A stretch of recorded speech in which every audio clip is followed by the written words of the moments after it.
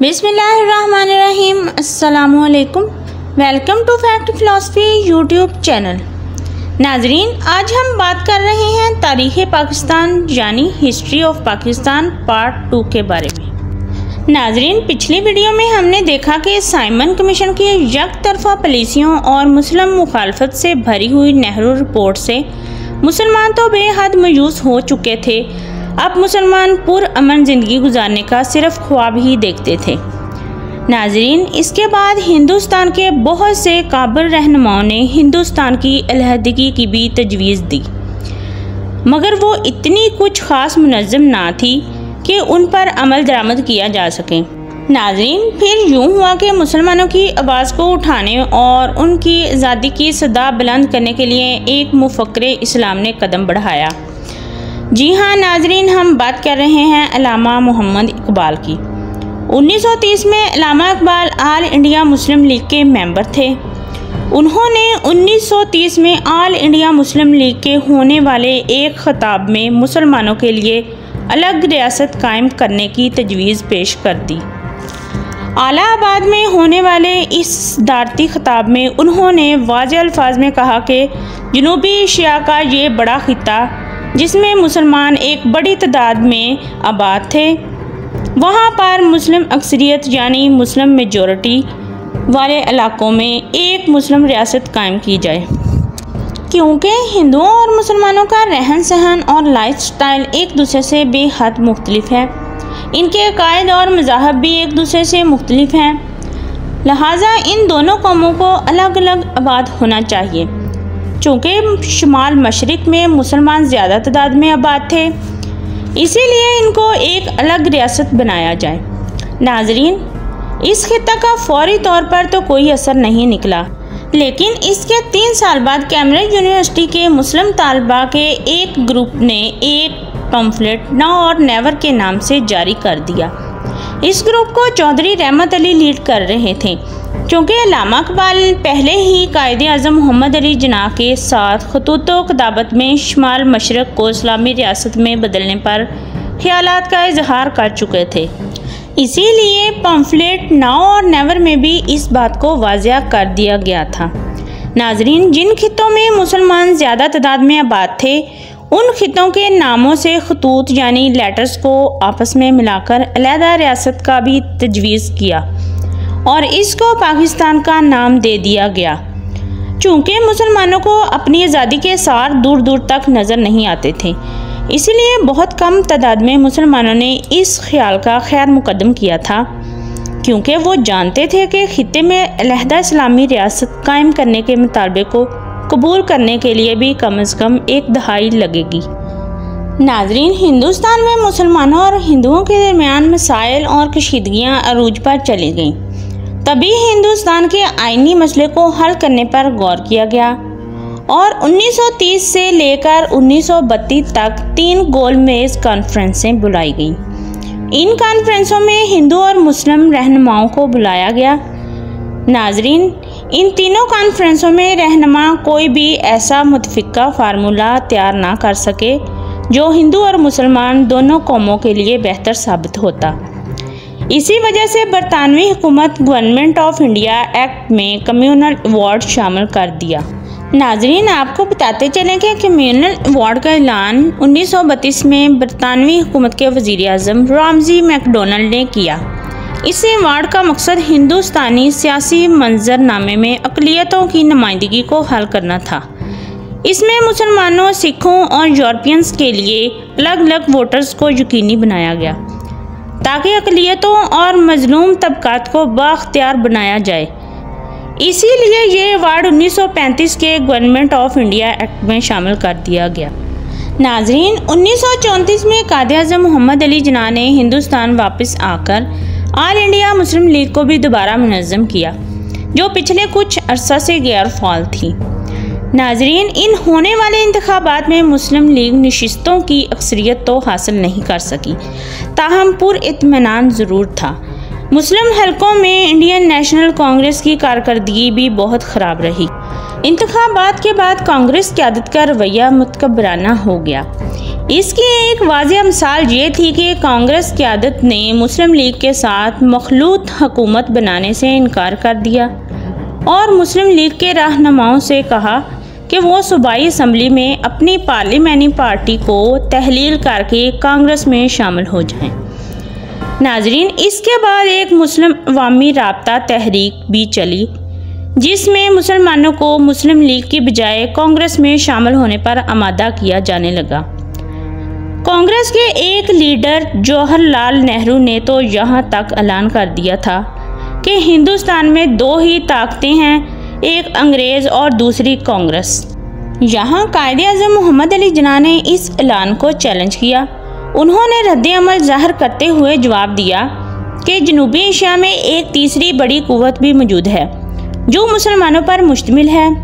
इसी तरह मुस्लिम लीग ने आहिस्ता आहिस्ता और बड़ी मुहारत से मुसलमानों को एक प्लेटफॉर्म पर मुनज़्ज़म करना शुरू किया और यूँ एक अलग मुस्लिम वतन हासिल करने की तरफ नया दौर शुरू हो गया।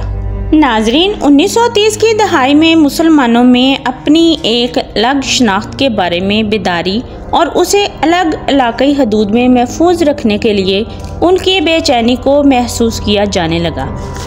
इस बढ़ती हुई मुस्लिम कौम परस्ती को खुलकर सामने लाने के पीछे एक बहुत बड़ा अंसर मुस्लिम सूबों में कांग्रेस की हुकूमत का किरदार भी था।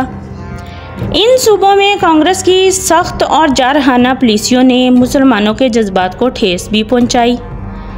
मुसलमानों के तहफ़्फ़ुज़ात के मुतालबे को छोड़कर एक अलहदा रियासत के मुतालबे पर संजीदगी से सोचना शुरू कर दिया। नाज़रीन, 1937 से 1939 के दौरान अल्लामा मोहम्मद इकबाल के नज़रियात से मुतासर होकर कई मुस्लिम रहनुमाओं और कई मुफक्किरीन ने दो कौमी नज़रिए के मुताबिक बरसगीरी की तकसीम के वसी मंसूबे पेश कर दिए और इन्हीं मंसूबों ने पाकिस्तान की करारदाद की तरफ एक और कदम बढ़ाने में काफ़ी मदद की। नाज़रीन, ऑल इंडिया मुस्लिम लीग ने जल्द ही इन मंसूबों पर गौर किया और बिलाखिर 23 मार्च 1940 को ऑल इंडिया मुस्लिम लीग ने अपने लाहौर के इजलास में एक अलग करारदाद के ज़रिए मुस्लिम अक्सरियती इलाकों में मुसलमानों के लिए अलहदा मुल्क का मुतालबा कर दिया। आज भी हर साल 23 मार्च को करारदाद पाकिस्तान मनाया जाता है। इस करारदाद ने मुसलमानों की माजी की अज़मत की यादों को ज़िंदा किया और मुस्तकबिल की अज़मत का वादा किया। इसीलिए मुसलमानों ने इस मुतालबे पर फ़ौरन मुस्बत जवाब दिया। नाज़रीन, 1942 में बरतानवी मिनिस्टर क्रप्स स्टफर्ड हिंदुस्तान में क्रप्स मिशन लाए। इसमें बरतानवी हुकूमत ने दूसरी जंग अज़ीम के बाद इक़्तिदार की मुंतकिली की तजावीज़ में इनडायरेक्टली पाकिस्तान के मुतालबे की हकीकत को तस्लीम किया। इन तजावीज़ में मुस्लिम हिंदुस्तान को अलहदा डोमेन के तौर पर तस्लीम किया गया था, लेकिन मुख्तलिफ वजूहात की बिना पर क्रप्स मिशन हिंदुस्तान में कामयाब ना हो सका। नाजरीन, इसके बाद पाकिस्तान का मुतालबा मुस्लिम कम्यूनिटी के हर तबके में मकबूल हुआ और जल्द ही एक बहुत बड़ी तहरीक में बदल गया। आज इसे तहरीक पाकिस्तान के नाम से याद किया जाता है। इस तहरीक में बहुत बड़ी तादाद में मर्द, ख़वातीन, तालिब इल्मों, उलमा इकराम और ताजरों ने हिस्सा लिया। पाकिस्तान के मुतालबे की वजाहत के लिए पम्फलेट, किताबें, डाइजेस्ट और न्यूज़पेपर की शक्ल में एक लिटरेचर तैयार किया गया और इसे बड़े पैमाने पर तकसीम किया गया। नाजरीन, 1945 में जब वायसराय लॉर्ड वेवल की तरफ से बुलाई गई शिमला कॉन्फ्रेंस नाकाम हो गई, तो इसके बाद ऑल इंडिया मुस्लिम लीग की हमायत और पाकिस्तान के मुतालबे को आजमाया गया। सियासी जमातों की मुतल्लिका ताकत का तयन करने के लिए इंतखाबात बुलाए गए। ऑल इंडिया मुस्लिम लीग की इंतखाबी मुहिम पाकिस्तान के मुतालबे पर मुश्तमिल थी। मुस्लिम कम्यूनिटी ने इस पुकार का बेमिसाल अंदाज में जवाब दिया और यूँ ऑल इंडिया मुस्लिम लीग मरकज़ी और सूबाई इंतखाबात में शानदार कामयाबी हासिल करती है। और फिर दिल्ली में मुस्लिम लीग के 9 मुंतखब अरकान का कन्वेंशन बुलाया गया। इस कन्वेंशन में बंगाल के वज़ीर आला हुसैन शहीद सहरवर्दी और उनकी तहरीक पर मुश्तमिल असम्बली के मुसलमानों ने कन्वेंशन में पाकिस्तान के मुतालबे को वाज़ेह अल्फाज में दोहराया। और फिर नाजरीन, 1946 के शुरू में बरतानवी हुकूमत ने आईनी मसले को हल करने के लिए कैबिनेट मिशन बरसगीर भेजा।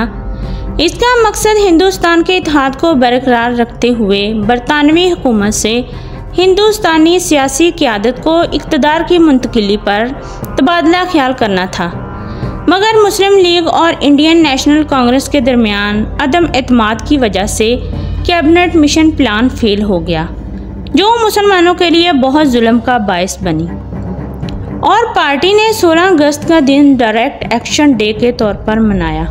नाजरीन, अक्टूबर 1946 में एक अबूरी हुकूमत कायम हुई। मुस्लिम लीग ने जनरल सेक्रेटरी जनाब लियाकत अली खान को क़यादत में अपना नुमाइंदा भेजा, जिसका मकसद अबूरी हुकूमत के अंदर से पार्टी मकासद के लिए जदोजहद करना था। यूँ बरतानवी वायसराय लॉर्ड माउंटबेटन इक़्तिदार की मुंतकिली के लिए एक वाज़िया मैंडेट सामने लाए। मुख्तलिफ सियासी रहनुमाओं से बातचीत के बाद उन्होंने इक़्तिदार को मुंतकिल करने के लिए एक पार्टीशन प्लान तैयार किया। इस प्लान का ऐलान बरतानवी हुकूमत की मंजूरी के बाद 3 जून 1947 को किया गया। नाजरीन, कांग्रेस और मुस्लिम लीग दोनों ने इस प्लान को कबूल कर लिया और यूँ 2 सबसे बड़े मुस्लिम अक्सरियती सूबे बंगाल और पंजाब तकसीम हो गए। मगरबी पंजाब, मशरकी बंगाल, सिंध की असम्बलियों, बलोचिस्तान में कोटा म्यूनसिपलिटी और शाही जरगा ने पाकिस्तान के हक में वोट दिया। इसी तरह शुमाल मगरबी सरहदी सूबे और असम के ज़िला सलहट में भी रेफरेंडम कराया गया। यहाँ भी पाकिस्तान के हक में भारी वोट पड़े। इसके नतीजे में बिलाखिर 14 अगस्त 1947 को नई मुमलकत पाकिस्तान दुनिया के नक्शे पर उभरी, जिसके वजूद को इस्लामी दुनिया समेत तमाम बड़े ममालिक ने भी तस्लीम किया। जी नाजरीन, ये थी पाकिस्तान के वजूद में आने की मुकम्मल कहानी। कैसे पाकिस्तान के मुसलमानों में शऊर और आज़ादी के जज्बे को उजागर किया गया और इसके बाद मुसलमान अपने लिए एक अलहदा वतन हासिल करने में कामयाब हो गए। नाजरीन, अगर आपको मेरी ये वीडियो पसंद आई है तो लाइक कीजिए, शेयर कीजिए, सब्सक्राइब कीजिए और अपनी दुआओं में याद रखिए। अपना ख्याल रखिए। खुदा हाफिज़।